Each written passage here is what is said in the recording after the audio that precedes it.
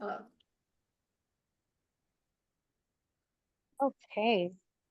Hello, and today is April 1st, 2026, and welcome to the Middle Earth Orc Convention. No? Happy April Fools, everyone. I wanted to call this meeting of the Continuum of Care Board to order at 2:01 p.m. Could Catherine please call the roll? Dr. Sam, Present. Tamara Bellman. Here. Zsa Zsa Floyd, Here. Amaya Lenore. Elizabeth Mopin, Present. Dorsal Plants, Here. Ruby Tuesday Romero, Here. Christina Sawicki. I didn't see Christina in the attendees. No. Victor Liu. Amy Thomas.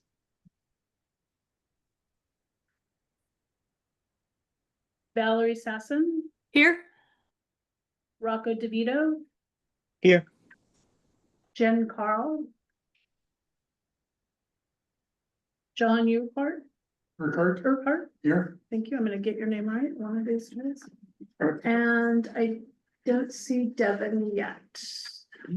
I'm here. I just was. Oh, Devin, there you are. So Thanks. see you. No Thank problem. you. We have 11 members present. You have quorum. Okay, great. So having 11 members present, just a reminder to the group that our quorum has now gone up to 9, I believe, correct? Yes. Thank you. And that is 50% plus 1, right? So we're going to hand it over to a board member to speak the land acknowledgement, please. Is it Zsa Zsa? Zsa Zsa. Yes. Ruby, excuse me, my name is Zsa Zsa Floyd. I'll be doing the land acknowledgement. The King County Continuum of Care Board acknowledges that we work on the unceded traditional lands of the Coast Salish peoples, especially the first peoples of Seattle, the Duwamish people, the original stewards of the land, past and present. We honor with gratitude the land itself and the Duwamish tribe. This acknowledgement only becomes meaningful when combined with accountable relationships and informed action, and is the first step in honoring the land that we today sit on and their people. Great. Thank Ruby? you so much. Yeah, thank you so much, Zsa Zsa. Can I hand it over to Dr. Sam to do the theory of change? Good afternoon. This is Dr. Sam reading the theory of change. If we create a homeless response system that centers people with lived experience of homelessness, then we will be able to respond to needs and eliminate inequities in order to end homelessness for all. All right. Thank you, Patricia. And looks like I might have jumped over the part where we do the meeting minutes and the approval of the meeting minutes. So this would be the time for a board member to make a motion for approving the meeting minutes from March 4th, 2026. Hi, this is Zsa Zsa Floyd. Motion that we approve the meeting minutes for March 2026. Dr. Sam seconds. Great. So we've got a motion made by Zsa Zsa and a second made by Dr. Sam. And that will move us into the vote. Catherine, can I redo, or yeah, can I redo a roll call vote? Yes. Dr. Sam, Yes. Tamara Bellman. Yep. Zsa Zsa Floyd. Approved.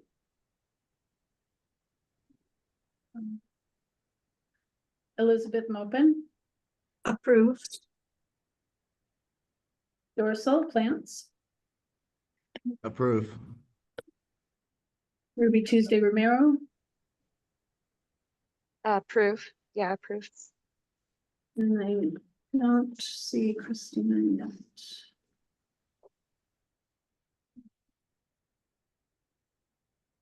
Victor Liu. Approve. Valerie Sasson, Approve.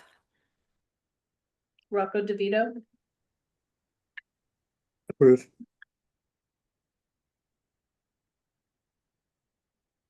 John Burkhart, Approve.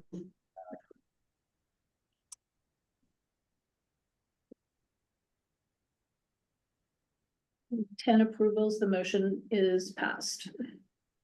Okay, great. With 10 approvals, the motion to pass the March board meeting minutes have been approved. I'm going to hand it over to Dorsal for the next part of our agenda. Thank you, Ruby. And for the record, my name is Dorsa Plants. I use he, his pronouns. And also just a quick apology. I normally do the script drafting for these meetings, and something corrupted the file in between when I did it and this afternoon. So we are completely off script for the rest of the meeting on April Fool's Day. So who knows what I'll say next. But now is the time on the agenda that we will open it up for public comment. First, Catherine, did we receive any public comment in writing? No, we did not. All right.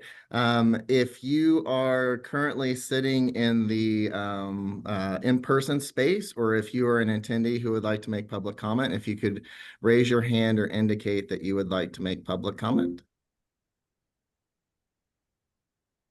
Dorsal, we do not have anyone in person. All right, and I'm not seeing any hands. I'll ask one last time. I did see board member Christina just joined the attendees, but I don't see any hands, so we'll go ahead and we will close the public comment period. As always in our meetings. Wait, do we have the Q&A function open? Oh yeah, we do. Okay. You have the Q&A function down at the bottom of your screen where you should be able to ask questions at any point during the meeting. So now we will move on ahead into our next item of business, which is an action item. But I will be turning it over to Kelsey, our wonderful CoC manager, to talk about the selection committee vote that we will be undertaking here in a moment as we open up recruiting for the CoC board, and also for a review of the NOFO work group. And so Kelsey, I'll turn it over to you. Awesome. Thank you so much, Dorsal. Hi, everyone. Kelsey Beckmeyer, she, her pronouns. I am the CoC manager for KCRHA. Here, one, to provide just some information for you all that we will be restarting the NOFO work group. This was a work group that was stood up in 2025, and the 2025 NOFO was a very interesting and different process. Wanting to carry forward a lot of work that was being done in that work group. So wanting to bring that kind of existing body back and kind of hitting start now to really get prepared for FY26. The vote ask that we have is related to the selection committee. So you were all sent a scope of work, a draft call for applications, and a draft board member application. We have a number of board members whose terms are coming up at the beginning of July, and we have 2 specific seats that are still needing to be filled. One is for an additional public elected official, and the other is for a law enforcement and public safety representative for a second one. The selection committee, I'm going to actually share the scope of work just so everyone can see it, so we were all connected and on the same page. So as many of you know, it is per the HUD's 24 CFR 578 that we need to have a board for the CoC. And per that CFR, it must be representative of relevant organizations. I'm going to make the document a little bit bigger for folks. Relevant organizations or projects serving homeless subpopulations and include at least one homeless or formerly homeless individual. Per the December 2025 NOFO, which is kind of the blueprint that we're using to operate at this moment in time to prepare for upcoming competition, HUD is also wanting to see that COCs specifically include at least one person with former experience of homelessness, at least 3 elected public officials, at least 1 representative of the business community, and at least 2 representatives of law enforcement. In order for us to be meeting all of these expectations, as well as the expectations that are dictated in our COC charter, we are wanting to commence with a round of applications for new board members. The selection committee is the body that is designated to review and bring forth final recommendations for board members to the COC membership. So the COC membership will ultimately be the body that elects the board members. The selection committee will meet periodically between April and June 30th. That is the aim for all of the kind of selection, recommendation, and vote to be completed. And the selection committee is to consist of 3 to 7 COC board members who are not seeking re-election or election in the upcoming cycle. 2 to 3 KCRHA staff will support with administrative supports, just to ensure that the selection committee is able to function effectively.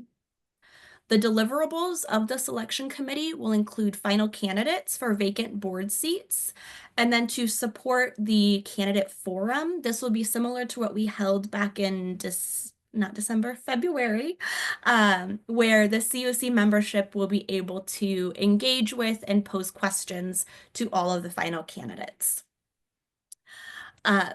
Once approved, KCRHA will post the call for board member applications, detailing similarly around why we are doing this, and then noting specifically the focus for the board seats that are being sought in this election cycle.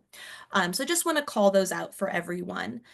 We are seeking persons with former or current experience of homelessness, at least 1 locally elected public official, at least 1 representative of law enforcement or public safety, at least 1 representative of a local public funder that funds the COC, and representatives of the local homelessness service provider community. I do want to note that I made a comment. These are based upon some HUD technical assistance recommendations for potential board type seats. This is not a discussion we need to have today or a vote that we need to review today. This is simply a information, knowing that there's also some work with the charter that's happening, so wanting to provide you all with that information. But for kind of future thinking, there has been a recommendation to look at and consider having seats, dedicated seats, for a representative of mental health or behavioral health care systems, hospital or Medicaid systems, McKinney-Vento or the public education system, our public housing authorities, tribal representation, representation of the HMIS lead, and representation of the coordinated entry lead. Again, for this current cycle, wanting to focus on what we have put forth in the shorter list, and just share that information for you all. We also sent to you all the application that is drafted for folks to complete. This would be what is submitted to KCRHA for the selection committee to review. We included, very similarly in the application that was done back in December, pardon me, a couple of things that we did add based upon the review process in December was a question asking the applicant to describe how they are a representative of the seat for which they are applying, and then to speak a little bit around how their influence, authority, or relationships within their representative community or seat affect change. So those are 2 of the adds that we included. The final piece that I want to highlight is the kind of narrowing of the region and subpopulations is based upon the current representation of the board. Those board members whose seats are coming up for re-election, as well as what is missing in our system based upon what we have written in the charter. So these were not made up, but we aim to do a diligent review of you all and who you are representing, to ensure that one, representations are not lost, and two, representations that are missing may be sought. With all of that said, the ask that I have of you is really to approve to stand up the selection committee, and move that KCRJ can move forward with putting out the call for applications. And I am going to stop sharing my screen. I'm going to pull up the written motion just for some clarification for you all.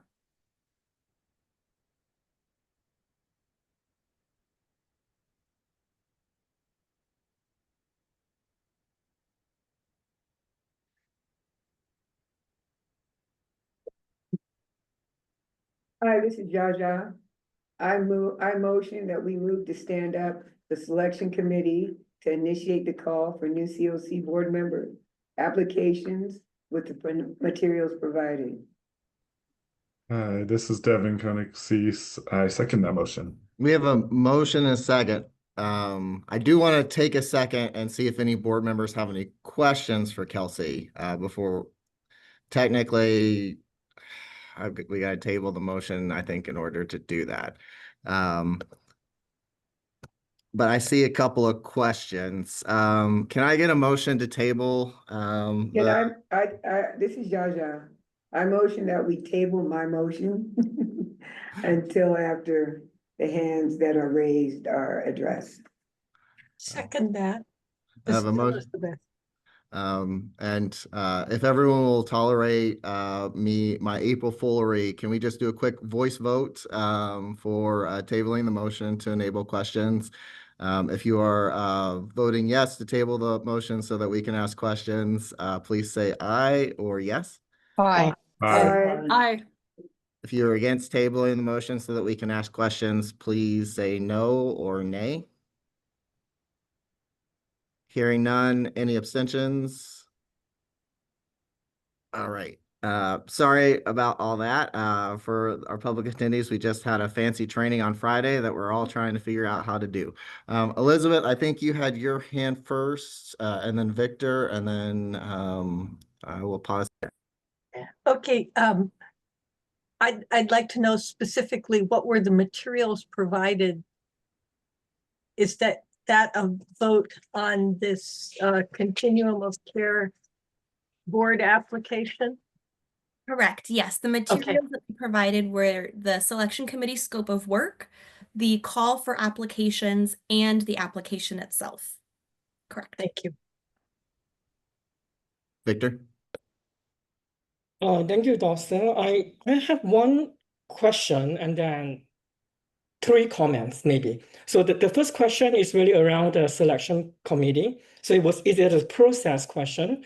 I participated in the last selection committee, and I realized that because of the time constraint, we actually skipped the interview process. In the past, we actually conduct interviews for applicants who are finalists. I'm just curious about my process question around, are we going to resume to doing the interview given that we have a little bit more time this time? Because last time was a very rapid time. I'm just thinking about consistency in our practice. So that's my first question. Can somebody answer that? Then I'll go to my 3 comments. Yep. So what is currently drafted is to use the evaluation matrix that was also provided to you all and is posted online to review the applications. And in lieu of the interview process, really having that done at the board forum so that it's a more engaged interview process with the full membership of the CoC. I would say that would be up to the selection committee if the committee would like to do a secondary interview process to look at timelines. Great. Thank you so much, Kelsey, for indulging the question. So my 3 comments is around the application. I probably have suggested it before. I'm looking at the categories for elders and youth. It would be helpful to put the age range there so people know that in City of Seattle, you are a youth until 24, but in the Washington State guidance, you're a youth until 26 with federal guideline. And some elders, you're 55 and older, then you're considered, but there's also category that you have to be 60 and older. So I recommend figuring out what age range we want to use for the elders and the youth. So that's my 2 comments. The third comment that I have as a suggestion is around the subpopulation representation. I think it would be helpful to have, unless I miss it, it would be helpful to have a checkbox that say other, because there may be, then you capture categories. For instance, I know we're not going to have this discussion around behavioral health today, but there can be others such as LGBTQ or other category. I recommend having a checkbox for other, so we can truly capture, and it also help us to understand a full representation. That is what we're trying to expand. Yeah. I have a quick question as well. Just, I believe it says, where is it?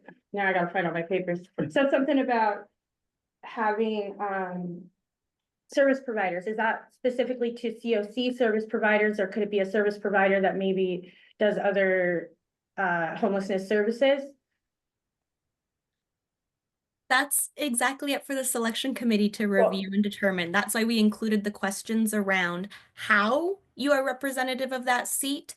So I believe that's really up for the selection committee review, and then ultimately the CoC membership to decide on. Great, thank you. I have a question kind of stemming from that.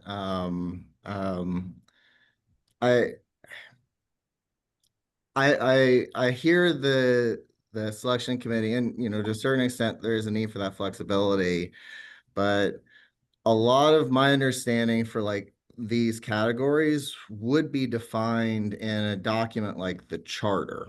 And like they are very loosey-goosey, like open for interpretation. Like is someone a service provider if they're only providing services 6 months out of the year? And like, are they only allowed to sit in that seat for those 6 months? And so I guess my question is, what guidance is actually going to be available? Because some of these things are things that, because we're also creating, I feel like, 2 different categories, because we wouldn't let somebody like if I say I'm someone with lived experience, we would not allow someone, point of order from Victor. Oh no, I'm just going to type it my comments in the chat, not related to what you're saying. Sorry. Oh, okay. Had all this training for everything and trying to implement it, Victor. Where was I? But like we wouldn't, like if somebody's like, I've always been told by this board, by the board members here that I respect, if somebody says they have lived experience, we accept that. But now we're moving in an area where like, am I a service provider or am I not a service provider? Like, am I allowed to be a service provider if I volunteer? Like what happens if I lose my job while I'm on the board? Like, am I still a service provider? And like, I want to say like quickly, I appreciate Kelsey has been helping answering some of these questions leading up to this meeting. And I want to acknowledge that. That's, and your hand's up, Kelsey, so go ahead. I want to have Valerie, if you want to make your comment before I speak, please do. Just briefly, I just wanted to acknowledge Victor's comments and say that I might recommend that we put additional representation rather than other, just as language. Thank you. So kind of a couple of thoughts. One, some of these things I think are really best determined in the charter review work group, and wanting to really table some of that in the board application process, given that the current charter is under review. So this is a little bit of a little limbo area. So wanting to ensure that the materials that we're putting forth for the calls for application, one, are specific to the needs of our community at this moment in time per the charter, and two, are overly prescriptive to miss something that we may need within our the board makeup. The specific regions and sub-representations are the ones that are currently represented, that the potentially exiting members, we would be losing that representation. So the other or additional representations within the charter are in existence with continuing board members. We can put all of the listed subpopulations. One thing to be aware of and mindful of is around some of just the language and policies that we have been seeing at the federal level, and being really mindful around what that call looks like, knowing that there are representations that are currently on our board. I don't know where the rest of my thoughts went. I'm still recovering from being sick, so please bear with me. Oh, I also just wanted to call, we did have a note in the Q&A. One of our board members is not able to access and see some chat, so please make sure any relevant comments are done verbally. Thank you. Are there any other questions for Kelsey?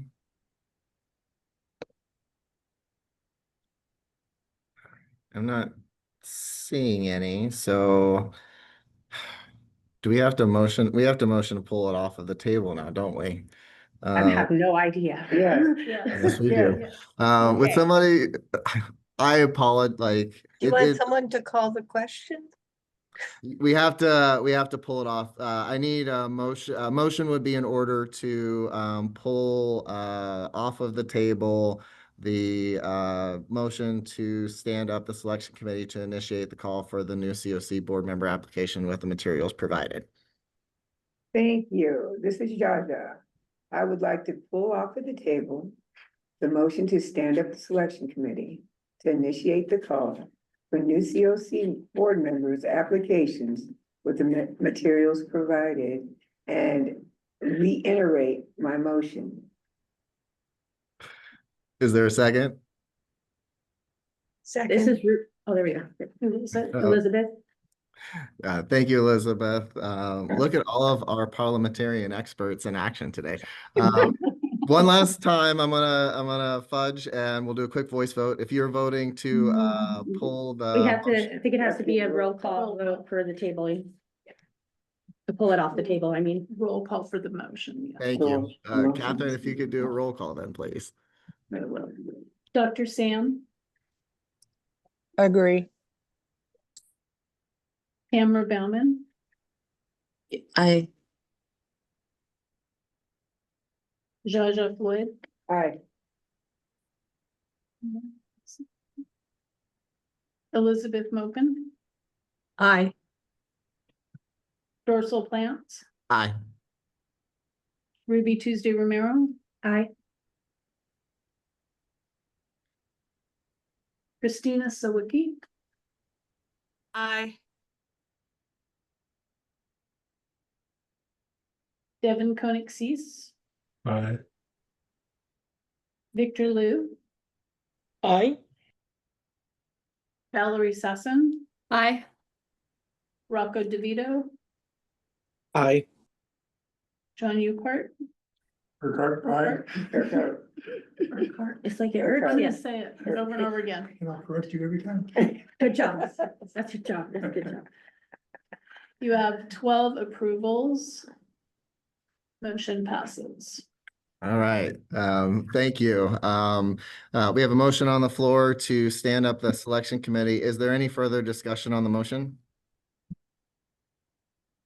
Hearing no further discussion, Catherine, if you will tolerate us with one more roll call vote.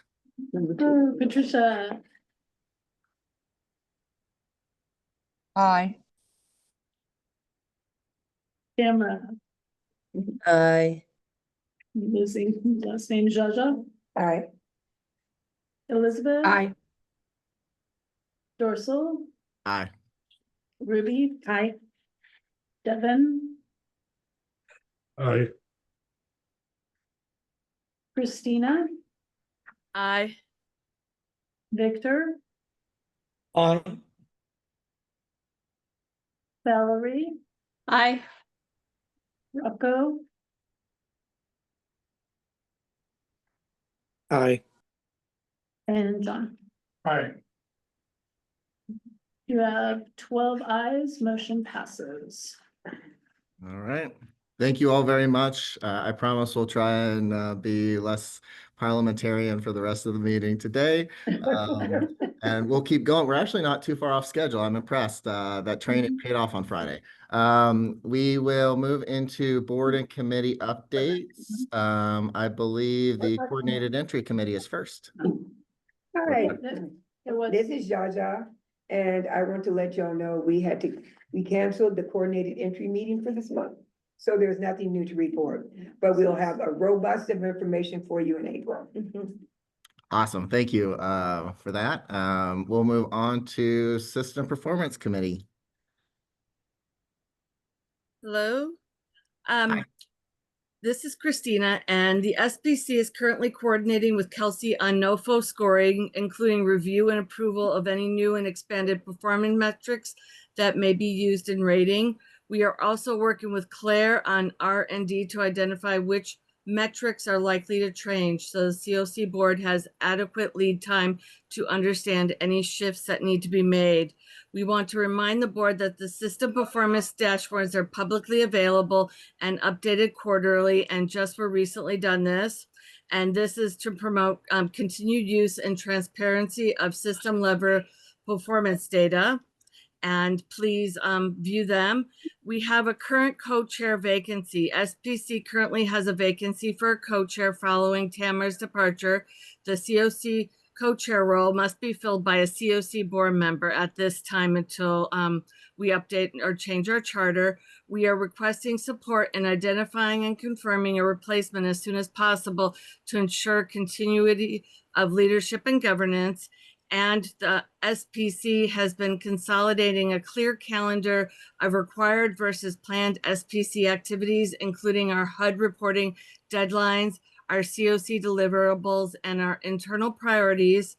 And this will distinguish between what is required for compliance and what is discretionary work, excuse me. And the LSA and the system performance measures were submitted on time this year. Yay to HUD. HUD has now published official due date for the point in time count and the housing inventory count, which is April 30th. Right now, we would like people to go and look at HUD's proposed rule of eligibility verification.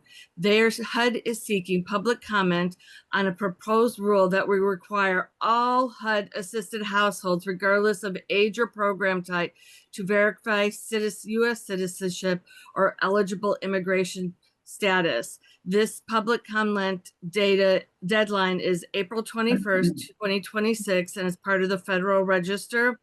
And if it is looking at mandatory verification of citizenship or eligible immigration status, and require documentation, including passport, birth certificate, or records, and with no opt-out option for declaring this status for anyone.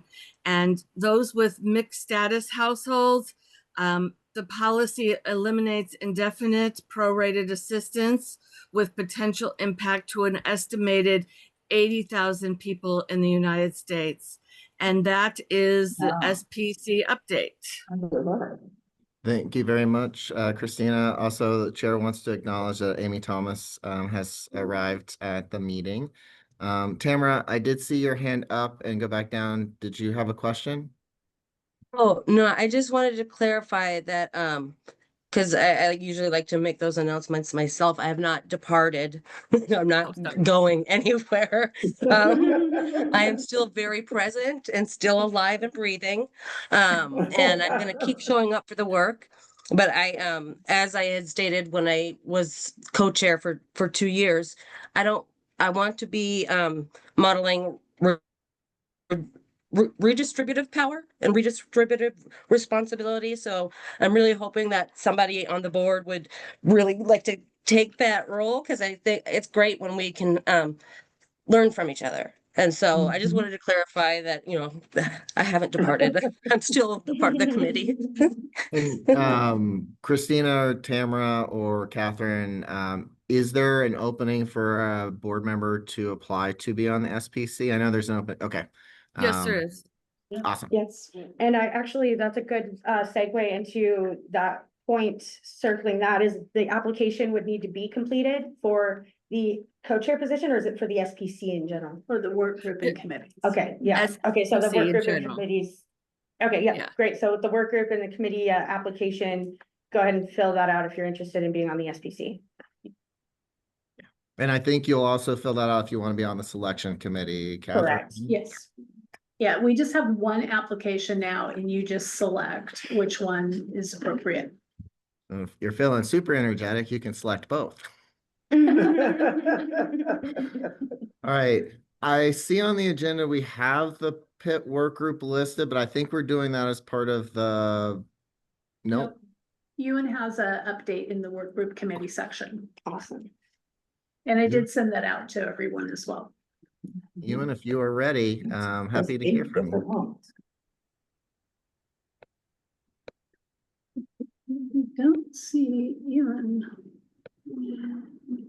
I don't. Come back. Let me go check on Ewan and we can come back. Yeah, I'll Victor, if you're ready and also doing the charter update, I'll turn it over to you real quick.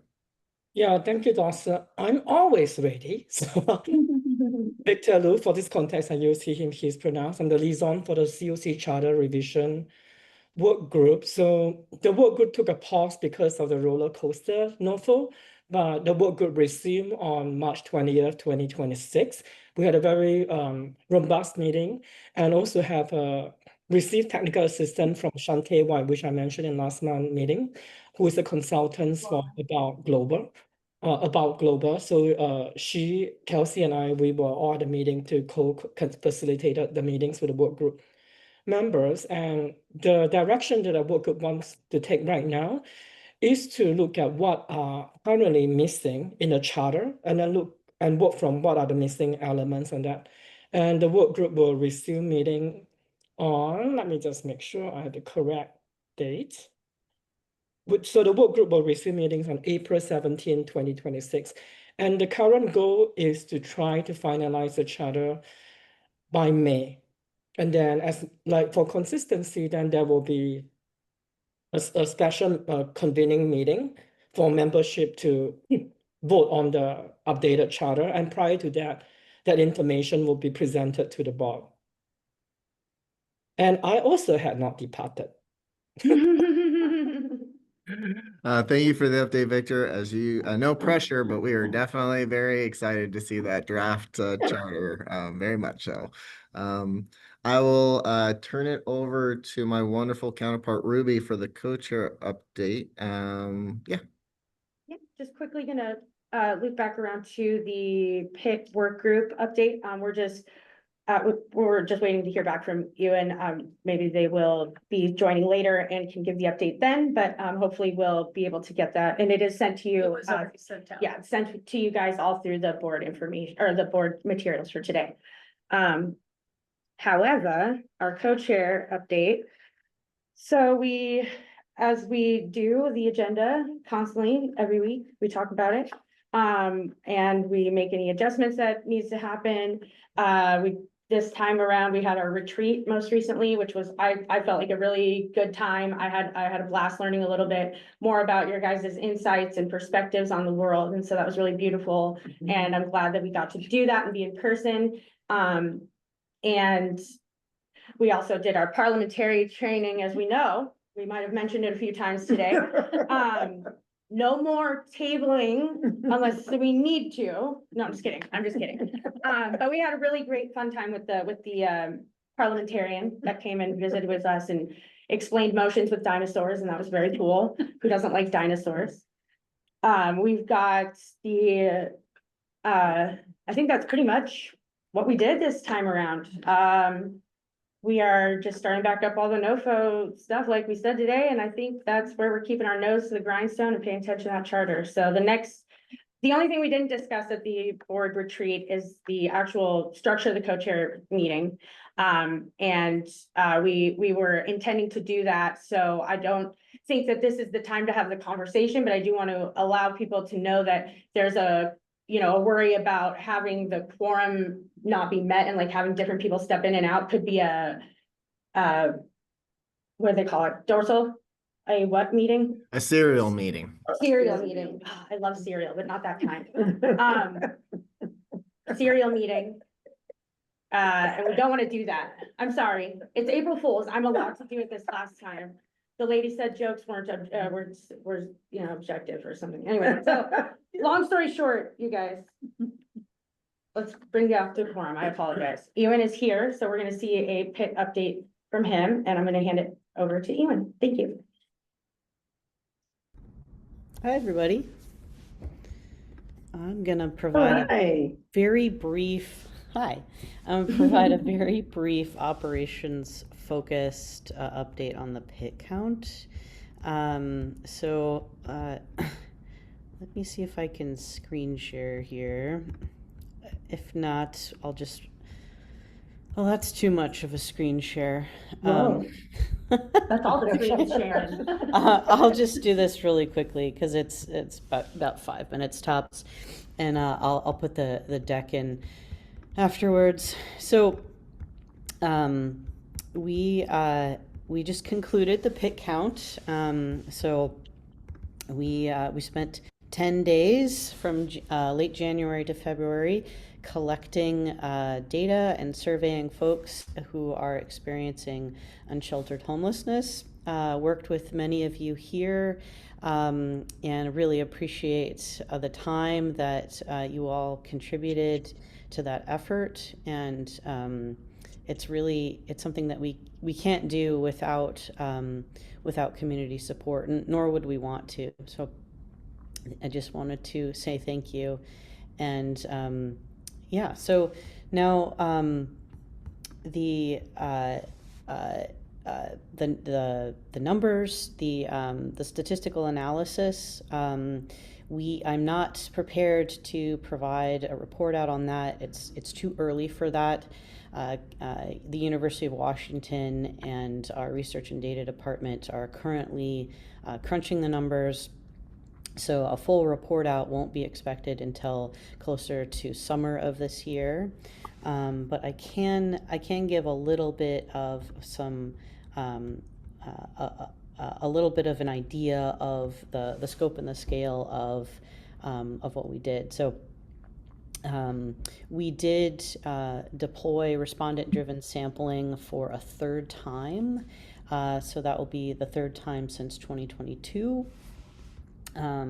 This current year's count was supported by over 150 volunteers, 32 of which were KCRHA staff. The count expanded to 28 survey locations and a phone line for families with minor children experiencing unsheltered homelessness. And survey locations were designed to be flexible sites for data collection, situated outside in known locations in new urban or rural areas. And the phone line was accessible to families with minor children living anywhere within the bounds of King County. Survey locations spanned 6 subregions across King County. So there were 11 in Seattle Metro, Vashon-Maury Island, 2 in North King County, 4 in East King County, 5 in South King County, 2 in Southeast King County, and 1 in unincorporated King County. The sample size goal for 2026 was 2,000 surveys completed. This represents an increase over the last unsheltered count. And this is really expected as there is a natural increase in the sample size each year due to the methodology and the anticipated increase in unsheltered individuals in our community. Following this direct survey of what we call the sample, KCRHA will analyze the data, as I said earlier, with UW researchers to reach an estimate of the total number of people living unsheltered in King County. So central to the RDS methodology is the role of survey locations, something that these survey locations are sometimes called hub sites. And these hub sites play a key role in the creation of sub-regional estimates. And there's been a continued focus on building sub-regional survey capacity in order to build sub-regional data sets this cycle. So this approach has been continued in response to ample community feedback. So we've heard you, and we've endeavored to enrich this data set in this way. So in 2024, KCRH increased the number of hub sites from 9 to 20, adding a family phone line and surveying on Vashon Island. This year, we built on this progress, so we further expanded the number of hub sites from 20 to 28. And then we've been continuing we continued the dedicated family phone line for unsheltered families with minor children for those who were unable to access a physical survey location. And so that's continued from the last cycle in 2024. And so then you might be asking, what's new this year? So we had a family-specific drop-in location, drop-in center location, and this was expressly to improve access for this population. We also increased were locations that are accessible to single adults, families, and youth and young adults by including locations such as community centers and libraries. We had a number of hub sites at Seattle Public Library and King County Library System branches. And then to support youth in particular, we conducted targeted outreach among providers within the homelessness response system and adjacent providers such as mental health and providers and peer communities of Washington. Also new this year was the addition of a van to add mobile data collection capacity. So this mobile van was used to capture locations in Vashon Island, East King County, and Snoqualmie Valley. And this van was particularly active along I-90 and allowed KCRHA to be much more nimble in accessing hub locations in Snoqualmie Valley, traveling between Snoqualmie, Issaquah, North Bend, and Falls City. So we're currently in the closeout phase of data collection. So last week we held staff appreciation debrief sessions, and a volunteer feedback survey is currently being circulated. That'll run through early this month. It'll close April 6th. And then focus groups for volunteers and people with lived experience are planned for April and May, which will be facilitated by KCRHA's research and data team and the Ombuds team, and then the University of Washington. So that'll be a pretty big collaboration. An in-person volunteer appreciation event is being planned for May, and volunteer survey results are due back that we're collecting this month. And then preliminary survey analysis is expected this spring, and more in-depth analysis and the full report of the PIC count are planned for summer of this year. And then KCRHA plans to bring results to the board as soon as they're available. And that's the end of my updates. Any questions? Hi, Amy. Hello, Ewan. Thank you. How is it advertised to families? I hear that you're in the libraries, but how does it get advertised to the public? How much time do they have to hear about it?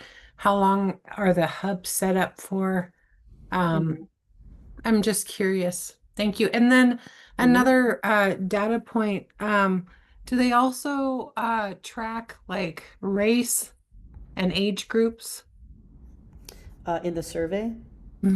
Yes. Yeah, I can answer that pretty quickly. Yeah. So there's a demographic breakdown, and that's been consistent year over year. But to your question about the hubs, and so those are a little bit different. So so advertising and then the hubs. So how long are the hubs open? So just going backwards. So the hub sites were open throughout 10 days of data collection, but there was a variable schedule depending, and that depended on the availability of the particular provider or library location, for example, or community center. So we operated data collection within bounds of the that organization's regular operating hours. Sorry to jump in, but I just want to flag that we have time on our agenda after the break for for a lot more time on this topic. This was just supposed to be a quick update, and we are over time. We appreciate the thorough update, but we've got 2 large items on our agenda, and we'll have an opportunity to dive a little bit more into the point in time count this afternoon as well too. So okay, did you want me to answer that last question, or would you like me to finish up? I'd prefer to wait so that we respect Kelsey's time on the agenda as well as Daniel's time on the agenda. Sure. Because we'll be able to answer that question as part of Daniel's briefing. And if there's any other questions, we can just put them in chat or send them to Catherine if they don't get answered for the other one today, but sorry, yeah. You could put the answer in the chat if you would to Amy's question. Just a reminder, not all of the board members have access to the chat. So the CoC manager has asked us not to use the chat in that way for this meeting. I'd like to flag that question to be answered as part of the presentation that Daniel will give in a little bit. Not trying to be a jerk here, just following the training as described on Friday that we paid for. Okay. So then I guess are we moving into the next part of our agenda? It's gonna be, I just wanted to quickly say the co-chair meeting is gonna be, the next one is April 6th as well, and it's at 3 p.m. The next section on our agenda is the FY26 NOFO, reallocation and new project strategies. Introducing again, Kelsey Beckmeyer, the lovely CoC manager. Thank you all. I'm gonna pull up some slides. And before I dive fully into that, want to share some breaking news. The appeal that HUD put in against the preliminary injunction and the stay. So courts in Rhode Island said, no HUD, you cannot issue an FY25 NOFO while we're deciding the court case around all of the NOFO things. HUD appealed to the First Circuit Court to say, hey, we want to be able to do a NOFO for Q3 and 4 funding while the court is deciding what to do. Well, the Court of Appeals said, no, HUD, you can't do that. That happened just today, which is good news. So those are some good things. There was also a final ruling in the CoC Builds case. Our King County CoC is not connected to that one, but it does provide some insight into how the court may be moving. The court also ruled in favor of the National Alliance to End Homelessness. So wanted to share a couple of those things. As we pivot into preparation for our fiscal year 26 NOFO, today I'm really talking about decisions we will be needing to make. So we are not asking you to make any decisions today. Today is really to anchor you all in how KCRHA as a collaborative applicant is working to approach reallocation and possible new projects, given some really real constraints that we anticipate there being in fiscal year 26.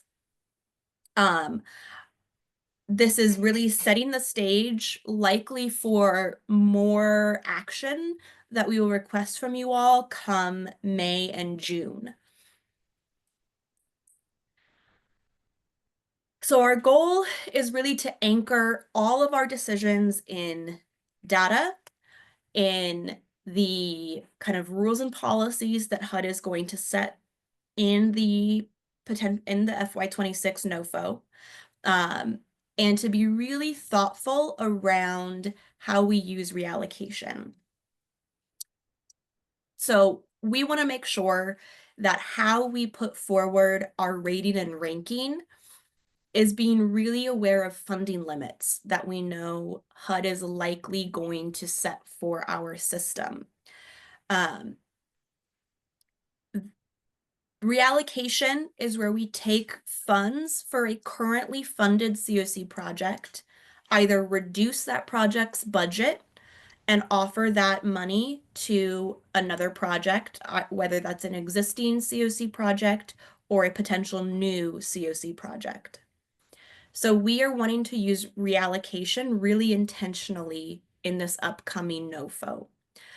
We want to look at how current projects are performing, what our system goals are, and using any funds that we elect to reallocate and shift those towards things that are either missing in our system or maybe underfunded interventions that are in our system.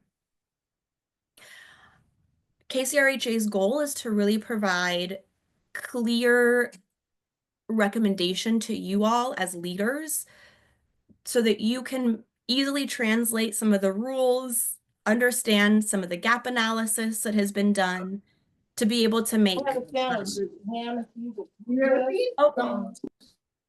Dr. Sam, if you could please mute. Thank you. Knowing that there are going to be some trade-offs that we may have to make, and thinking about our long-term system goals. This is all to say, we might have some really hard decisions to make in the coming months. And KCRHA's goal is to ensure that you all are as informed and have as much data as we can provide you to make thoughtful, careful decisions. There are some known likely funding constraints. These come both from what we see in the THUD Appropriations Act that Congress passed around how HUD needs to act, as well as following some of the court cases that we have been seeing, and the NOFO that was published in December of 2025. That's kind of been the blueprint for what we anticipate seeing in 2026. And not just our CoC, but CoCs around the nation are really using that December 2025 NOFO as what we anticipate seeing for fiscal year 26.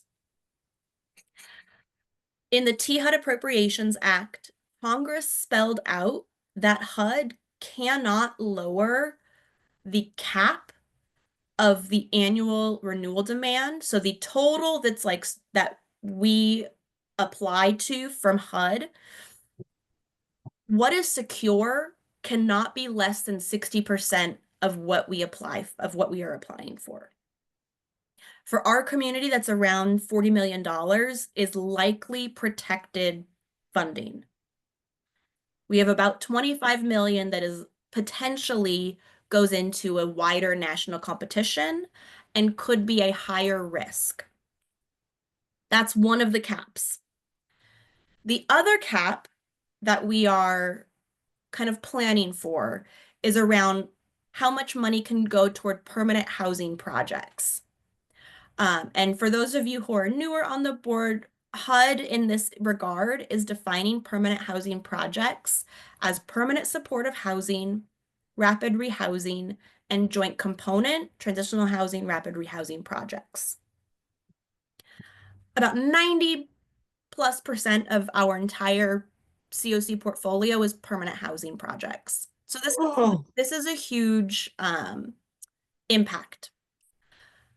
Our portfolio exceeds that renewal cap by about $40.6 million.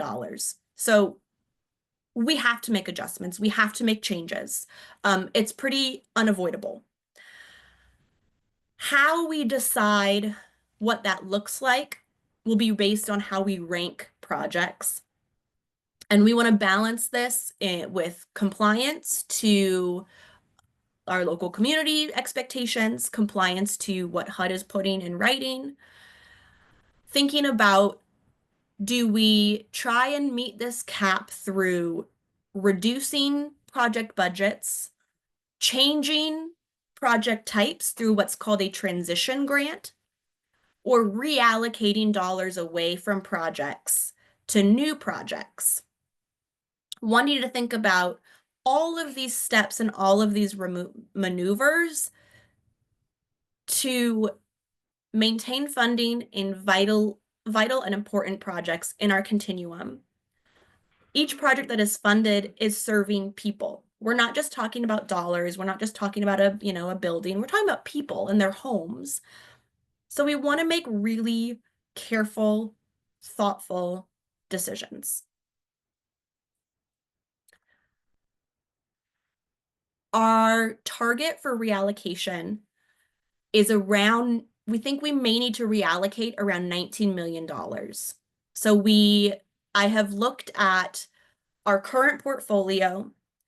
We have reviewed projects that have historically been lower performing, that have historically had underspend in the last 2 funding cycles, to see where can we reduce someone's budget, what projects can we move from a permanent housing coded project to transitional housing that we know will be a funded project. So with looking at all of those strategies, we anticipate needing to fully reallocate, aka remove funding and offer to new or different projects, around $19 million. We want this to be very thoughtful again. And we are wanting to think about how we use up freed funds to meet known system gaps. And that's going to be the next kind of part of this presentation, is talking about how we are thinking about moving forward with this potential $19 million.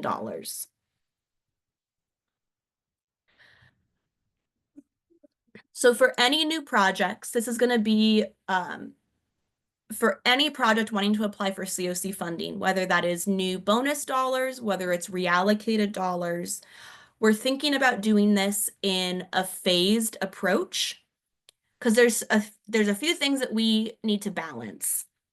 One is people need time to prepare and plan.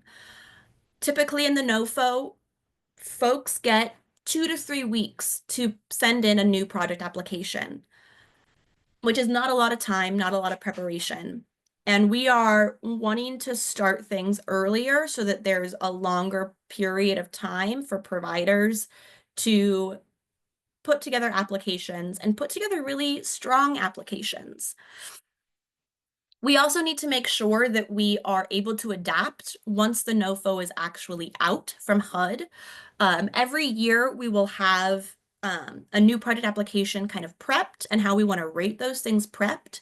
And we have to make edits and changes based upon HUD priorities or any different language or guidance that HUD publishes. So we need to make sure that we're not doing some pieces too soon. And we also need to operate within specific procurement rules that we don't control. There are rules, there are processes that we have to abide by. There will likely be specific deadlines that HUD is setting, so we need to make sure we're abiding by those.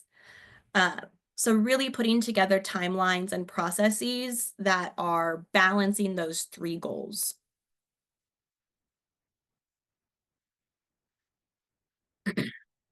So now that I've kind of prepped you of, we're going to be needing to reallocate likely a large chunk of money. This is the, how do we think we should be reallocating things? One of the project models that we know may be prioritized by HUD in the fiscal year 26 NOFO is support services only projects. So I want to give you all a little overview of what these project types are, because this is likely what we want to see a bulk of that $19 million go to, in addition to any other bonus funds that may be available from HUD. So support services only are standalone projects that provide support services only. It's in the name. These projects do not operate or fund housing for folks, so it's not connected to housing. It's designed to meet whoever it needs to meet, individuals and families experiencing homelessness. It can focus on outreach, engagement, referrals to housing, navigation into housing, not housing. It cannot provide housing assistance. Back in December, we prepared a deep dive for service providers on various models of support services only type projects. This is a brief overview. I'm not going to go into deep detail with this, but some of the model types include day centers or navigation centers, behavioral health support services, family support services, youth drop-in services, medical respite support services that are not residential. Again, there's more information on what these could be in that deep dive that's posted online. And as we kind of move forward in the next steps, we can go into further detail if that is meaningful for you all.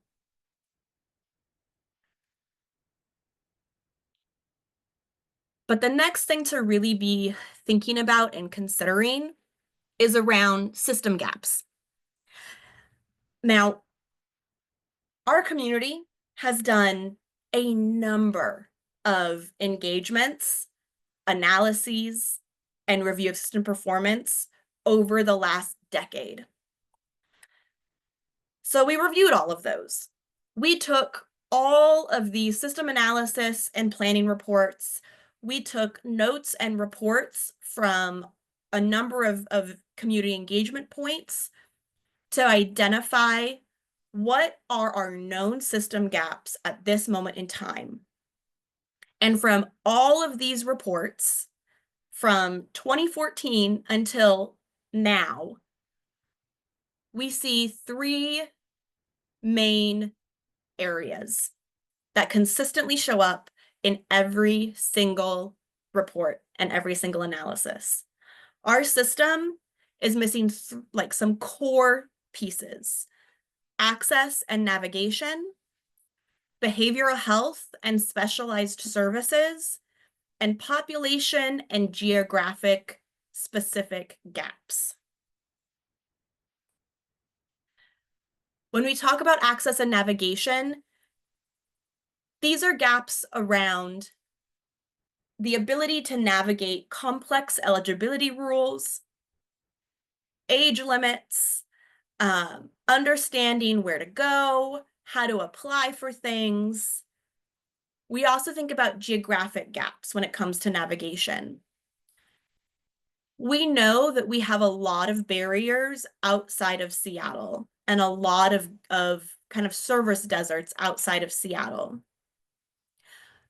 So where do we need to focus navigation to meet some of these geographic gaps to ensure that folks in South King County, East King County are able to receive services and a plethora of different types of services? Really quick, Kelsey, sorry to interrupt. I saw Elizabeth's hand. Did you want to wait until the end for questions? Is that okay? Yep, if we can do that at the end, that would be very helpful for my brain right now. Thank you. But yes, please hold those questions and we'll get to those. When we talk about behavioral health and specialized services, so we have gaps in those who have high behavioral health needs, co-occurring conditions, and certain model types that might be really helpful for that. Assertive community treatment models, on-site psychiatry supports, medication-assisted treatment, peer supports. These are all really lacking, especially in shelter settings or transitional housing programs. When we talk about specialized housing and specialized service gaps, the things that really come up most are medical respite, recovery housing, safe parking, youth-specific models. So there's not a lot of either crisis housing or longer-term housing with these models. I will note that there is going to be a likely cap on new projects and how many of those can be for new permanent housing types. So when we think about specialized housing, really thinking about a transitional housing model. So a time-limited housing model for those specialized needs. Finally, that we have population and geographic distribution. So we know that our system lacks enough services and supports for older adults, people exiting incarceration, youth and adults, and families. Those are the primary population gaps that we see based on decades of reports and engagements with people and our known system now. We also know that we have minimal capacity and minimal service availability in Southeast, North King County, and the Snoqualmie Valley. So thinking about kind of geographic targets when we think of new projects. We want to address these gaps. They are not abstract. They impact how our system flows. They impact safety and long-term capacity.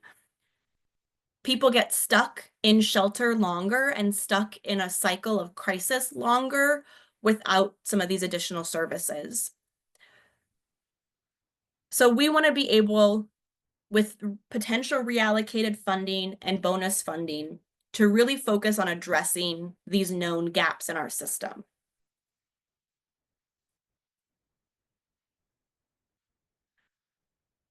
Before we finalize anything, though, we want to narrow some of this input.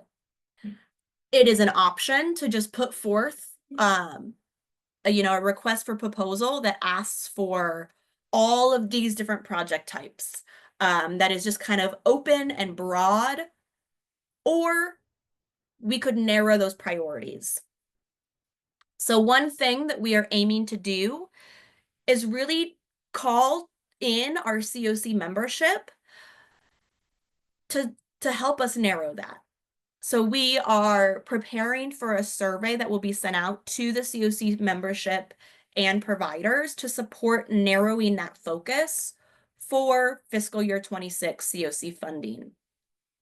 For example, of the identified gaps of behavioral health, populations, geography, what should be the first, second, third priority? Should we be prioritizing certain things? The other thing we're wanting to get more input on from our partners is how are other systems and system impacts, how should we be considering that? So for example, how are Medicaid cuts or cuts to SNAP impacting the homelessness system? Are we seeing a higher need for day centers that offer food, that offer meals?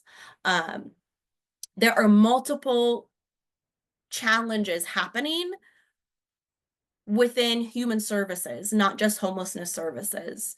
So what are some things that we need to be considering in order to bolster not just the homeless service system, but a more holistic picture of supports for those who are experiencing homelessness in our community?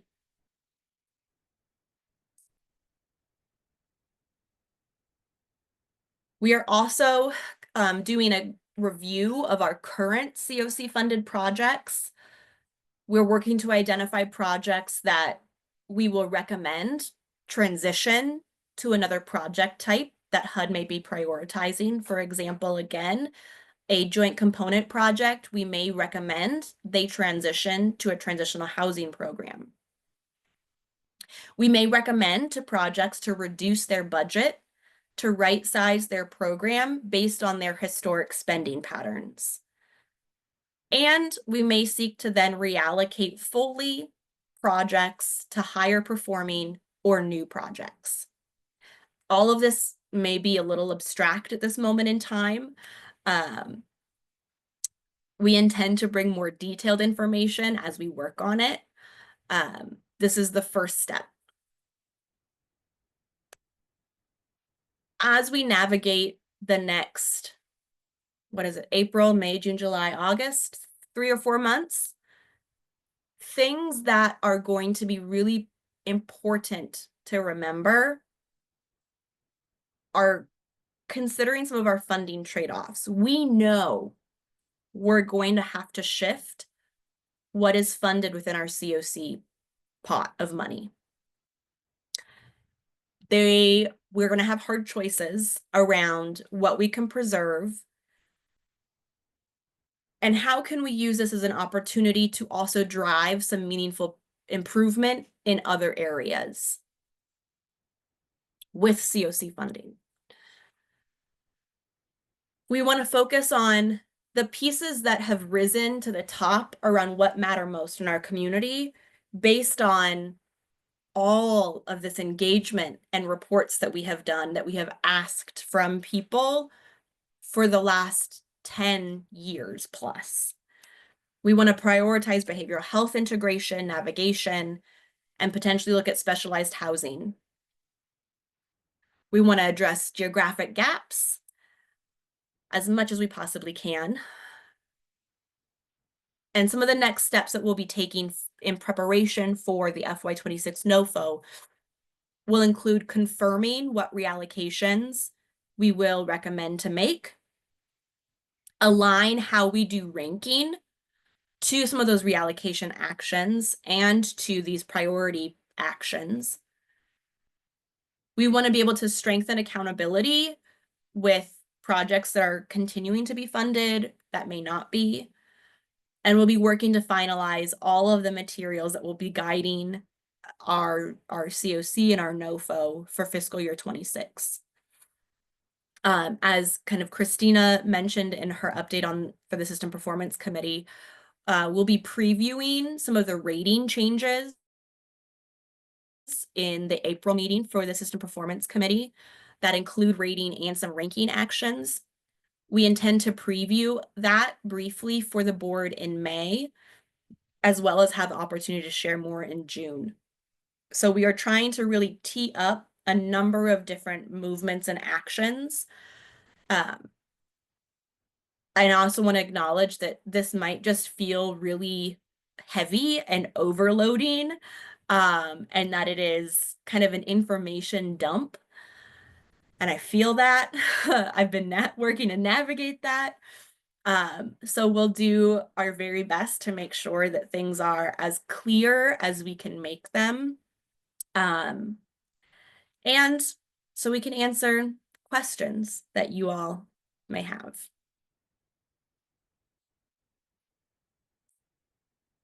And I'm going to see if there are. Yes, thank you, Kelsey. And speaking of questions, it looks like Elizabeth does have their hand up. So Elizabeth, go ahead. Thank you for waiting patiently. It's several slides back, but you were talking about non-residential respite. Yes. What constitutes non-residential respite? Is this respite care for people who have no shelter at all? And not putting them in any kind of shelter? That's potentially, yes. So this wouldn't be a respite facility.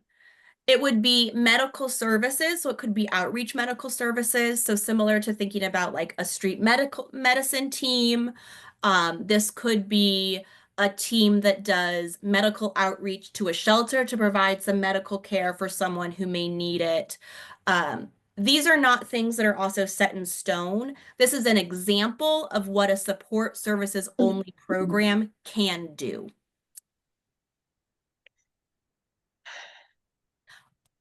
Okay, I am getting the picture, but I have some real concerns about just dumping people on the street and expecting them to get respite care. That's not what I am promoting. What I am sharing is this is a type of service that could be funded. When we talk about, here, specialized housing types, medical respite that is temporary in a crisis housing, transitional housing model bedroom could lamp, be an 100%. allowed funded model.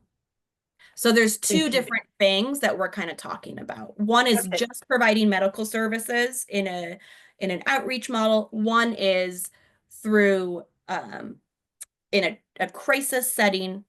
It could be a medical respite, could be a transitional housing focus project.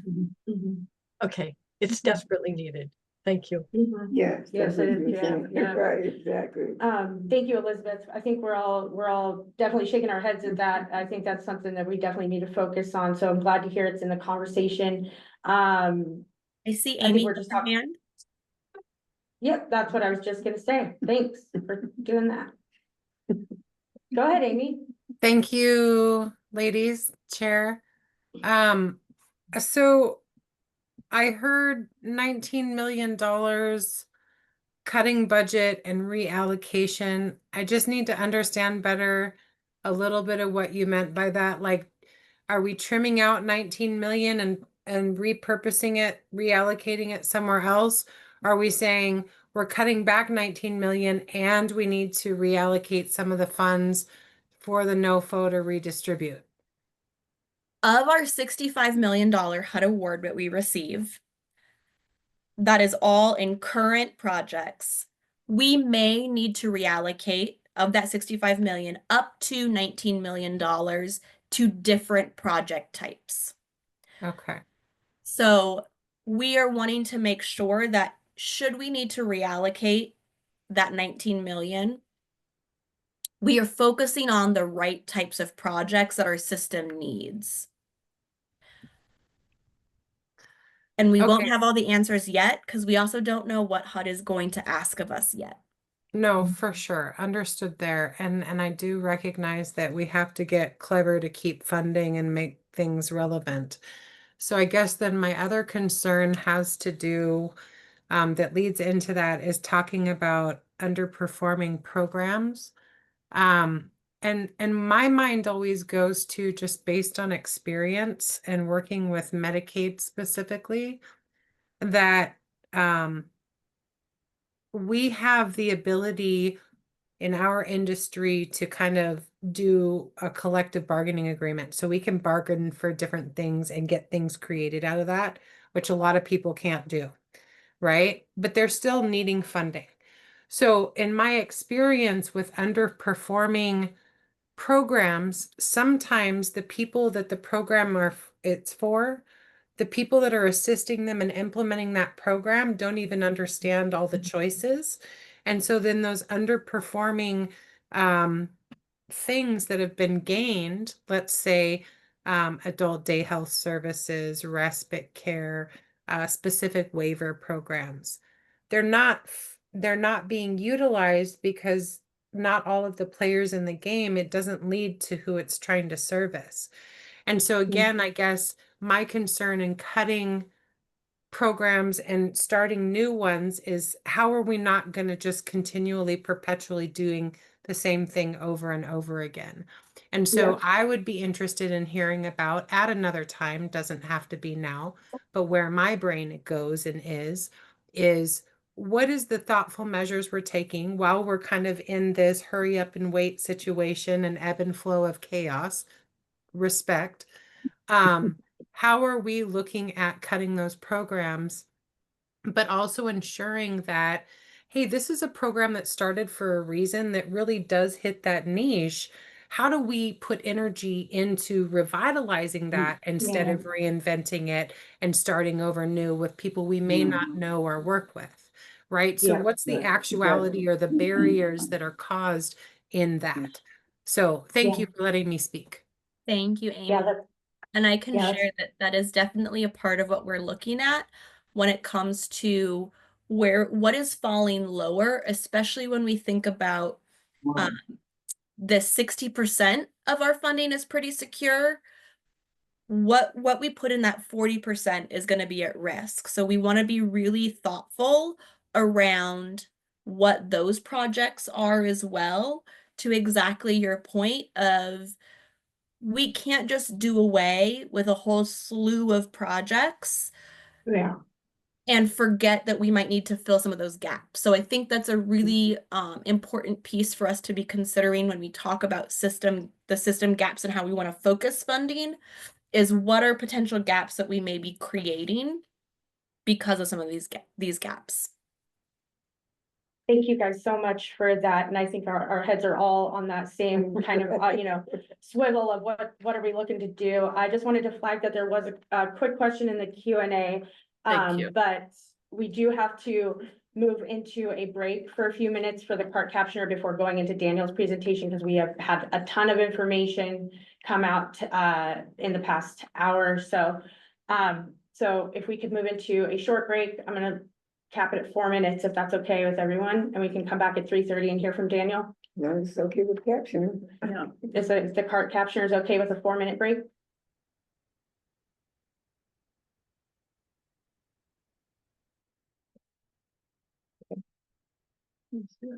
Well, we'll see you guys in 4 minutes at 3:30.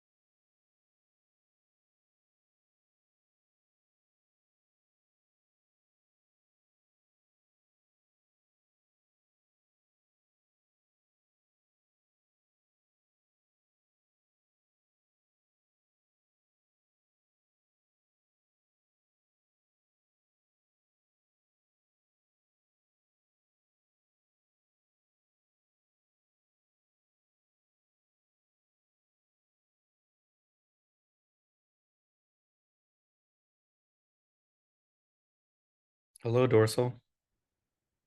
Hi, Elizabeth. Hey, Daniel. Hi, Dorsal. Daniel. Hi, I gotta say, I love that sweater. I think we're being recorded, so sorry the whole world's gonna know, but I absolutely love that. That it looks like a Swedish fisherman sweater from what I can Thank see. you.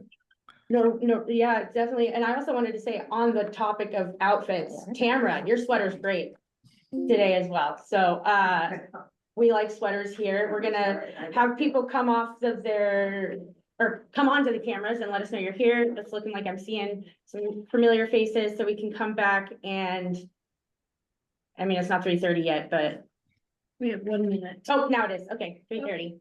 So we can get started. Thanks. So this next portion of the agenda, am I introducing, is going to be Daniel Ramos doing the housing inventory count and point in time count update and the system performance measures briefing on the HUD submission. Daniel? Thank you, Ruby, for that intro. Yes.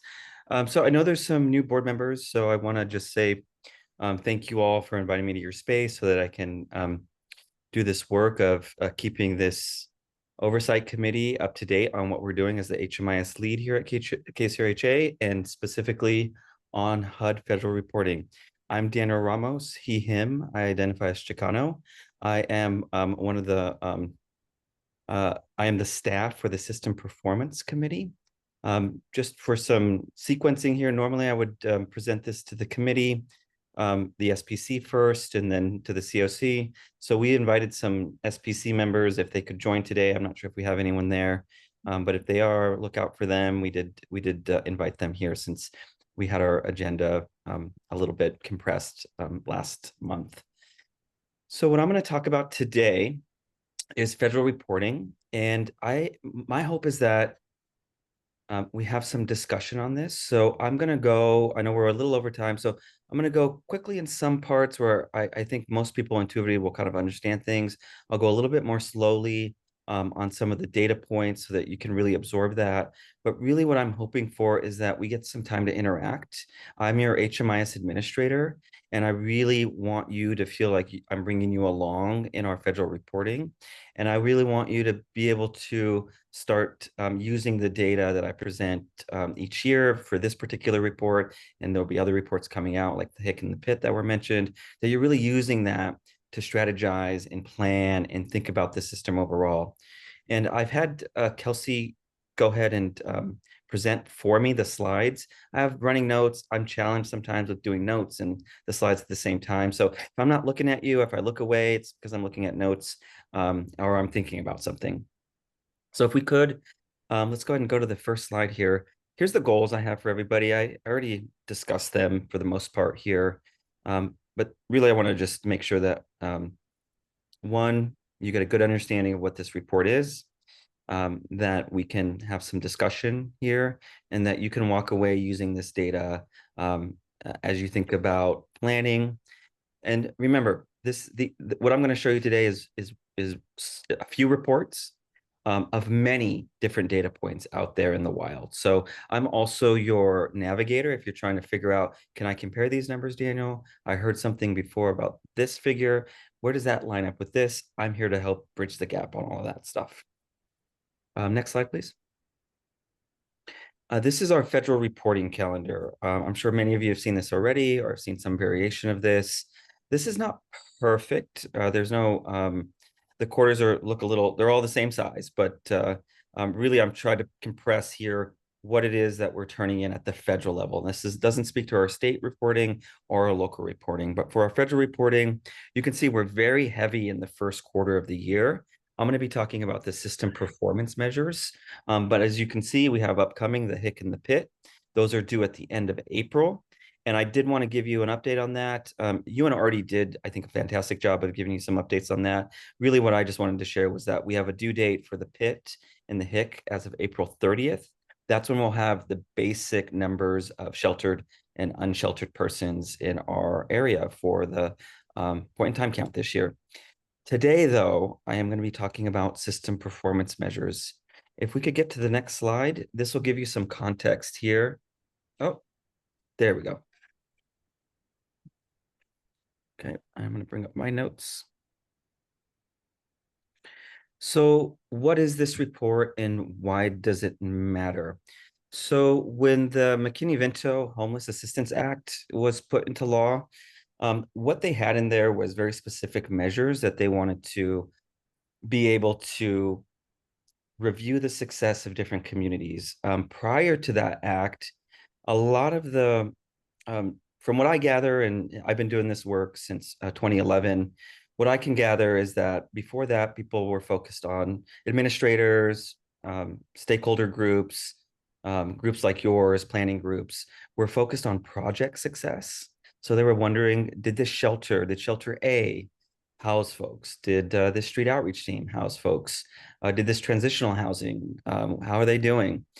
And HUD really wanted to give something back to COCs where they can go from that project level thinking to a systems level thinking. This is where people exit and they may return to another program. So really looking at what is the health of your system overall? Are you exiting people who are returning? And I'll go through the measures here in just a second so you know all of them. There's actually quite a few reports in this, what I'm calling a singular report. It's actually quite a few different measures. So with that act, they really wanted to level up COCs and give you something so that you can see performance at that system level. And here in these bullet points, I won't read them all, but you can see here some of the highlights of why this report matters. One thing that's not on this list is that every year for the NOFO, we get 2 points for turning in federal reports on time. And I want to let you know we've never missed that deadline. So we've always received those points. And our trajectory right now is another year of success. I'll talk a little bit about submission, but we submitted this on time again this year for you all. Next slide, if I could. Okay. So these are the system performance measures. There are 7 core measures that HUD has us look at. Measure 6 does not apply to Seattle King County. So you're going to hear me say, read through the measures. You're going to notice 6, and you're going to notice that I don't really talk about it. It is really, HUD has that measure for communities who have solved homelessness for those in category 1, category 2, and category 4 of homelessness. So if you solve your for those who are fleeing from DV, stalking, dating violence, human trafficking, if you've solved that, if you've solved literal homelessness and you've solved those who are at risk of homelessness, then other federal statutes that have homeless definitions, you can start tackling that. We're not in a place to do that, and you need a special designation. So I just want to put a footnote in there. There are 7 measures. We only report on 6. So we have the length of time homeless in shelters. And let me get to these notes here. So the length of time, that first one there, that's really, are people moving through the system faster? How efficient are we doing with our work in emergency shelters, safe havens, and transitional housing programs? The returns are people staying housed after they leave these programs? Are they returning and popping up in coordinated entry, popping up in a street outreach program, popping up in an emergency shelter? So when they leave, are they successful? And we look at that in a couple different ways. I'll talk about that. And then number 3 is really looking at that volume and system reach. We look at the PIC counts from year to year, and then we look at the unduplicated count of people who are entering into essentially shelter services. And I'll show you those figures here so you can see that's going to be, I may refer to these, sorry, footnote here, I have a lot of them. You might hear me say M1, M2, M3. I'm going to try to avoid that and use the full name. So that measure is the number of homeless persons. And then measure 4, income growth there.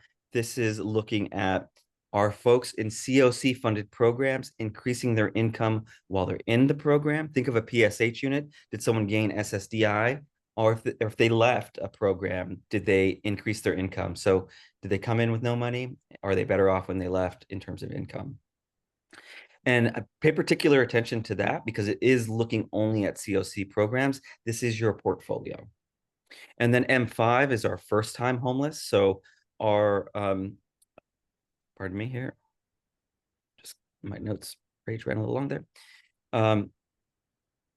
Yeah, so our first time homeless, are we having new folks dip into homelessness? So are we doing what we ought to do to prevent those who need not come into the homeless system? Are we able to triage and divert them so that we don't have more homeless folks coming into the system? I know you probably have a lot of thoughts swirling on all of these measures. We'll get into the numbers here very shortly. And then M7, this is really a baseline of when folks leave programs, are they getting housed? So this is a measure of who got housed when they left a program. And next slide, please. So here are the top line numbers for our measures.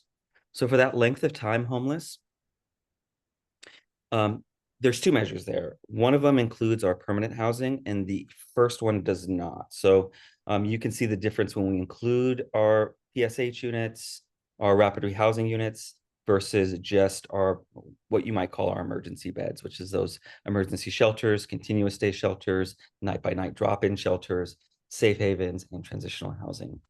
I put those tickers on the side for you so you could just get at a quick glance. Are we doing good? That's green. Are we doing, do we have room for improvement? Red. So you could see that the length of time homeless on average went up by 15 days on that measure 1, that length of time homelessness. What does that mean? Well, when you're thinking about shelters and sheltering unhoused folks, what we're seeing here is when they enter a shelter, their stays are getting longer by 15 days. I've heard different, stakeholder groups talk about this differently. I think one of the things that left the biggest impression on me is if you know people are staying longer, what supports and resources are you providing to these shelters to be able to endure that surge, that increase? And do they have what they need? Are you checking in with these providers to say, hey, look, we're seeing at a system level, people are staying longer. Are you feeling the effects of that? What do you need? How can we help? And then the returns to homelessness, that measure 2, we did have an increase in the amount of individuals who left programs within 2 permanent housing that later returned to the system. So a 5% increase. I'm going to talk a little bit more in detail about these. I'm just giving you the top line counts. There are some details that you do need to know about that, particularly this one. That 5% increase, it is red. It has gone up, but there's reasons for that, and I'll discuss those here in a little bit. And then the number of folks who are homeless, that 7,000 is just the sheltered count. It increased at about 68 individuals there. One thing to remember is that we have not had an increase in contracts for shelters. So this number, we kind of knew it was going to be about the same as the year before. We haven't had a huge surge and increase in shelter beds. This variation to me looks like more about occupancy, who we counted in a shelter. A larger community as we have, it's a 5% margin of error. That to me just looks like we had some normal variation from year to year. And then we get the annual unduplicated count of those who are staying in emergency shelter, safe havens, and TH. That's that second line under there. And that actually went down by about 500 individuals. And that just tells us that we served about 500 less in those programs than we did the year before. Again, I think this is natural variation. I didn't see anything in the data that told me that we had alarm bells ringing when we looked by project. This just looks like we took when you start to add up line by line all of these projects, 5 here, 4 here, 10 here, it starts to add up. And then the increase in total income, do want to talk about that there. That stayed pretty much flat in terms of percentage. I'm going to bring up my notes here so that I don't misspeak here.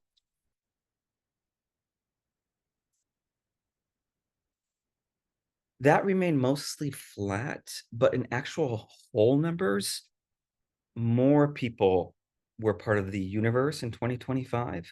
That was that means that more were served and more increase in the same amount increased their income from last year. So the percentages here, and I'm sorry, I don't have the whole numbers in front of me and I don't want to touch my screen. I'll get those in a follow-up. But here it's a small increase, but the number of persons increased who got their income increased. So although the percentage looks flat, I want to say, I don't want to misquote it. For some reason I can't get that note to come up. So I'll get the whole numbers here in the discussion too. I'll grab it. I'll be able to grab that.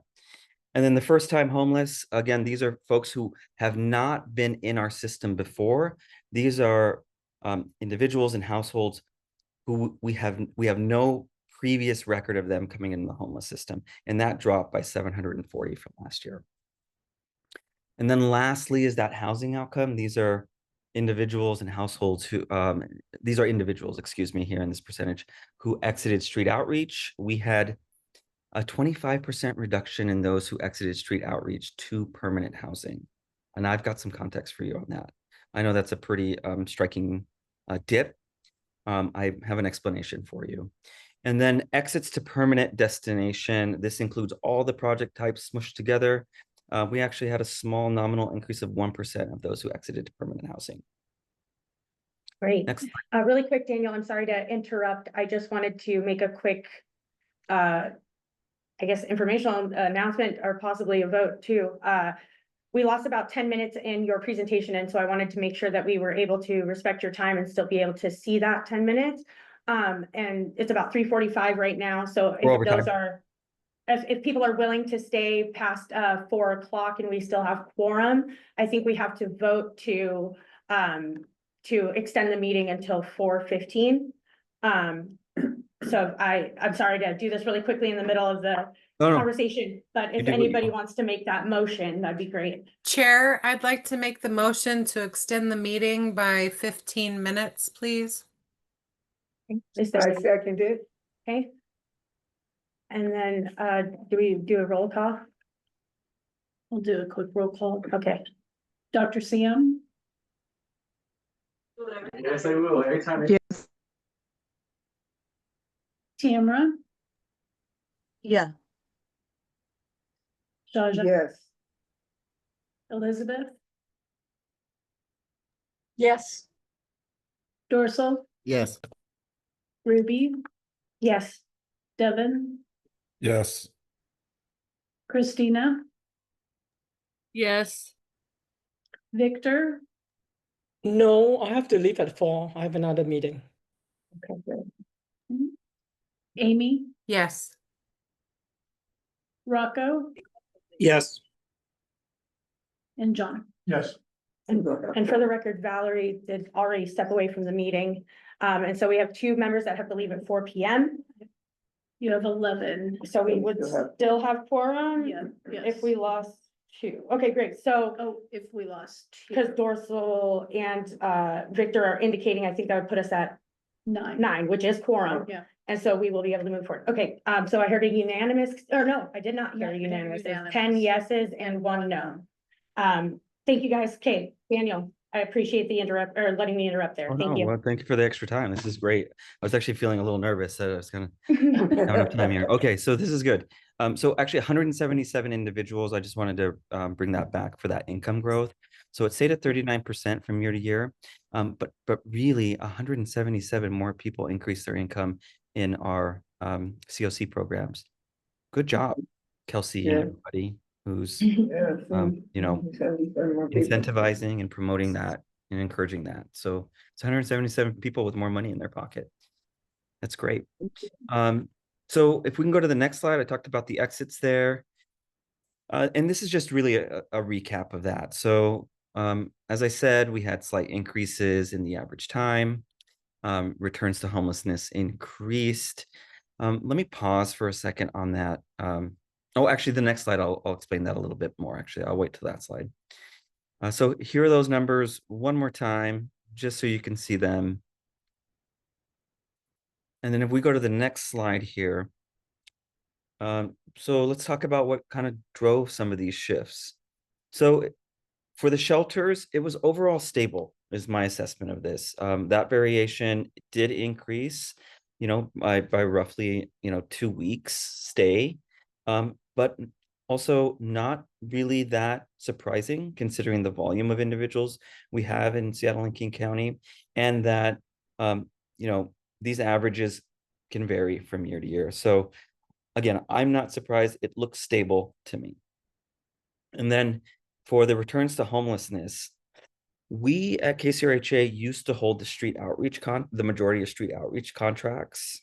Those contracts last year, late in the year previous to that, to last year, those were given over to the city of Seattle. So they manage our outreach teams. And we've been working with them, and they have a new contract manager who is very engaged, and they've been working on data quality. So they noticed that there were a lot of clients that were on their books that they hadn't heard from. So they actually, this is, believe it or not, this increase is a little bit of a good thing insofar as that they were exiting a lot of folks who they had lost contact with or were no longer on their roster. So a yay for data quality, However, for the returns on that, they served more clients. So street outreach programs actually served 1,000 more clients this year than last year. And they had 444 more returns than they did before. So that's where that increase of that 5% came from. And I'm focusing here on that street outreach in this particular measure because it's the one that had the most, I guess, variable. It was more variable than the other returns. The other returns for other project types were the same as the year before. They were stable. It was really the street outreach project that increased this measure. So they served 1,000 more than they did the previous year, and they nearly doubled the amount of people that ended up returning back into the homeless system. I'm sure you guys want to talk about that a little bit. And then M3, the number of homeless persons, again, this looks pretty stable to me. It's less than 5% variation from the year before. Could just be, normal changes there. I didn't see anything out of place on that. And when I looked at the project list, again, that income growth, there's that number. We increased income for folks. And then for the first time, homeless, this simply means we had fewer entries in HMIS. So my footnote here is let's be careful when we see a reduction here, and not to overstate it as something that it may not be. We still know that there are a lot of individuals who are experiencing homelessness who may not be engaging in our homeless system for whatever reason. And then the housing outcomes, of course, for the street outreach, that was mostly because of cleanup. They exited a lot of folks. So they didn't exit as many to permanent housing. They were just cleaning up their records. And for all the other housing projects, it was pretty flat. So overall stable. And then next slide, if we could. I just want to share a little bit about what we do to get these federal reports prepped. For this particular one, we worked with 63 different agencies to review their data. This takes months of work. We're looking at all the data fields that are used in these calculations: chronic homeless status, income, any missing data we see. We're working with the agencies. We're calling them. We're working with their HMIS leads at the agency to address these. And for the most part, everyone is very engaged in this process. We have dashboards for them to monitor their data quality. So we've really made some improvements from last year to this year to empower them to be in the command seat with their data and their data quality. There were 2 agencies that were unresponsive, not great, but also understandable. It's a busy time for folks. So 2 agencies out of the 150 or so that we have agreements with, that's pretty good. That's pretty good. And I note that, I take a record of that, and depending on the contract, I do let various contract managers know in case there's a responsibility. There is a responsibility to engage with us for federal reporting. And when that responsibility isn't fulfilled, I do notify the contract holders for that, so they were aware that their programs missed the deadline to support the federal reporting. Still in really good health. I'm still really proud of all the work that the agencies did, and despite those 2 agencies that were not responsive.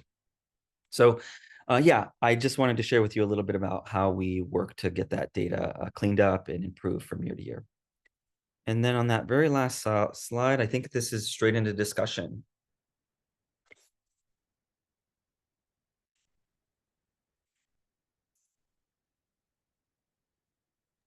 Okay, sorry, we were on mute there. Thanks so much, Daniel, for that in-depth report, and it looks like we are still making good time, however, so thank you for that. Dorsal, I see your hand. I know you've got to leave at 4, so go ahead. First, let me start by saying that was an amazing presentation. I really appreciated the way you broke it down, both with the numbers, but also with the visuals. I really like color coding. When you say non-responsive, I think you know me well enough, Daniel. My head goes in one direction. Like what is that really kind of like? Were there like questions that you all had about like the data quality that you were wanting to get answered? And then do you like, I guess, alert HUD or like, yeah. No alerting HUD. I mean, this is a local thing. I'll be the first to say that one of the continuous process improvements that we have is engaging with agencies and building that relationship. Without getting too academic, there's a couple good books out there. One in particular is, I believe the title is Decolonizing Research Methodologies by Linda Smith. There, when you think about technology and data and by and for organizations, oftentimes data is either inert, neutral, doesn't do much, or sometimes it may, end up harming, research can harm different organizations. So for me, when I see two agencies, I think there's a relationship building there where we need to get them to understand and get alignment with our values and what we find important, realizing also that data and technology has not always been oriented for good, and understanding that context within this government framework that we're imposing on them to have to do this as a requirement. That said, as an administrator, it is also my job to hold folks accountable. So the process is to inform the contract holders that they didn't engage. I don't do much else after that, but that relationship building. And to get a little bit more precise, we have a workbook. We identify the data quality issues in the fields that are missing or don't know. We send that to them. So we really try to package that. And we say, hey, can you look through this? On those two agencies, it was not a large amount of records that would have had an impact. I don't want to name them. That's not my style, to name anything like that publicly. But if you wanted to know in private and it's a CoC in your CoC portfolio, I'd be happy to share. Thank you. Good Thank question. you for that. Amy, I saw your hand. Did you have a question? I was echoing Dorsal. Thank you. Oh, great.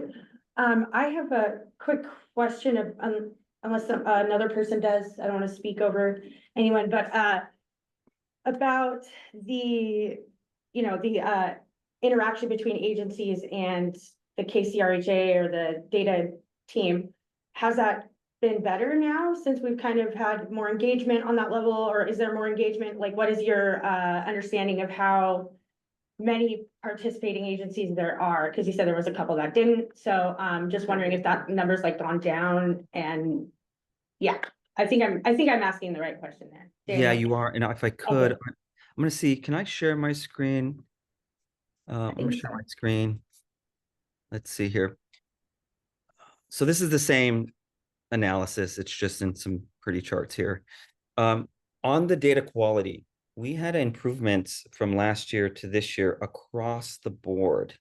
Nice. When we look at exit destination, we actually see that except for the street outreach, and really that is, there's reasons for that. They were cleaning up their data.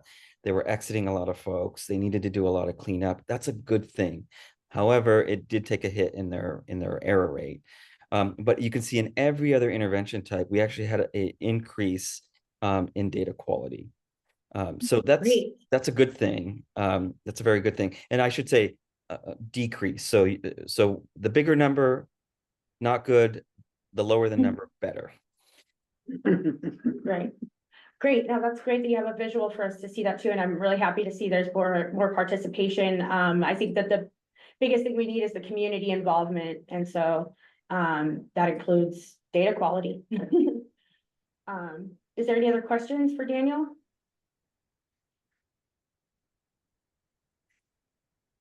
I'm sure we need some. Oh, sorry, go ahead. If I could, one thing that HUD explicitly states in their guidance for this particular report is that this group, I'm looking at you, Elizabeth, Dorsal, Ruby, Patricia, I don't think I can name everybody, but they really ask for you all to step up and help us to decide what are the targets that we want. So I present to you the data, I show you where we are, I tell you that it looks better than it did last year, we're improving in these areas, but the actual benchmark, the milestone that we want, do we want 39% of individuals to increase their income? Do we want 100%? And that's, I'm kind of bringing that back to you all. HUD is asking that you help us to figure out those targets. And they say that explicitly over and over again. So HUD doesn't have standards and targets for us. We have to build those ourselves. And I think that's it for me. Dorsal, I see your hand. Go ahead. Sorry, just one last, so when we're talking about the street outreach, correct me if I'm wrong, but that's primarily entirely focused in Seattle, because it was Seattle that took the outreach contracts back, so it's not countywide, or is that churn potentially like countywide, if that makes any sense? Yeah, the outreach teams do cover a lot of ground. I don't have geolocation data to tell you where they encountered folks. But I think that's a true statement that a lot of those services are happening within the city. But if you talk to those outreach teams, they're engaging folks wherever they're at. But let me write that down, and I can get a little bit more. I can likely get you a little bit more information on that, on Thank where you. the outreach teams are operating. That would be great intro to have. Well, I think I'll give a minute if anybody else has any questions, but I know we got a couple board members logging off. Do you have any questions, Zsa Zsa? No questions. I just think it's excellent presentation, Daniel, and thank you for going in depth. The understanding of 1,000 less or 1,000, you know what I'm saying, more. I don't know. Yeah. Cleaning up the books makes things crazy, but I'm glad the books are clean. So we can start from a clean slate, right? And we'll just be more efficient next year. Yeah. Yeah. I really appreciate this. And I think there's an opportunity for more outreach teams to, potentially apply at this NOFO, right? That's what I was hearing earlier. So that's what I'm saying. Yeah. Anyway, cool. Wow. We didn't really need the extra 15 minutes. That's exciting. I can give you guys a whole 13 minutes back to your day. Is there anything else for the good of the order? That's what I should say first. Okay, cool. Well, motion to adjourn. All right. I heard a motion to adjourn. So is there a second? Do you have to second that? This is Devin. Okay. I'll second that motion. Thanks, Devin. Adjourned.